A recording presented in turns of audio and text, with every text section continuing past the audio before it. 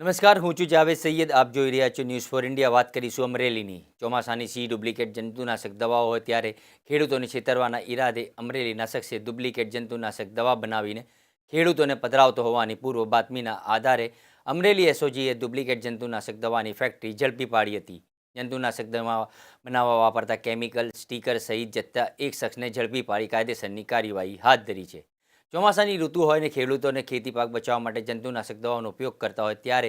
ખેડૂતોના દુશ્મન બનેલા શખ્સે ડુપ્લિકેટ જંતુનાશક દવાઓ બનાવવાની ફેક્ટરી ચાલુ કરી હતી અને જંતુનાશક દવાઓ બનાવવા ડુપ્લિકેટ અને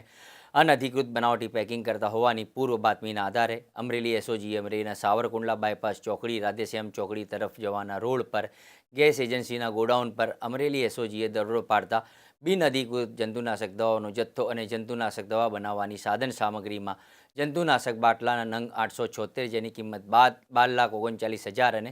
પ્લાસ્ટિકની બોટલ ઉપર બનાવટી સ્ટીકર ચોંટાડવાનો, બાટલો સીલ કરવાનો અલગ અલગ 7 મશીનો છે. 49,000 એમ કુલ 12,88,000નો મુદ્દામાલ અમરેલી એસઓજીને ઝડપી જંતુનાશક દવાઓ બનાવવાની ફેક્ટરીના સંચાલક અલ્કેશ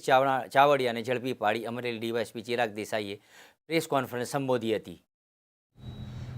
અમરેલી સિટી બાયપાસ પર સાવરકુંડલા બાયપાસથી રાધેશ્યામ ચોકડી તરફ જતા અલ્કેશભાઈ ભાનુ ચોડવડિયા દ્વારા જંતુનાશક દવાઓના કોઈ લાયસન્સ પરવાનગી વગર જથ્થો રાખી ખોટા સ્ટીકરો ચડાવી અને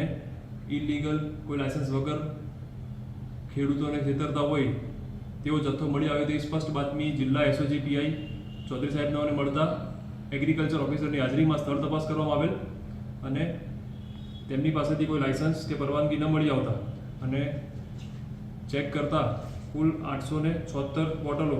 કે જે જંતુનાશકના અલગ અલગ લેબલ્સ મારેલા હોય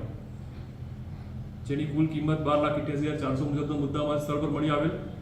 જેને સીઝ કરી અમરેલી તાલુકા પોલીસ સ્ટેશનમાં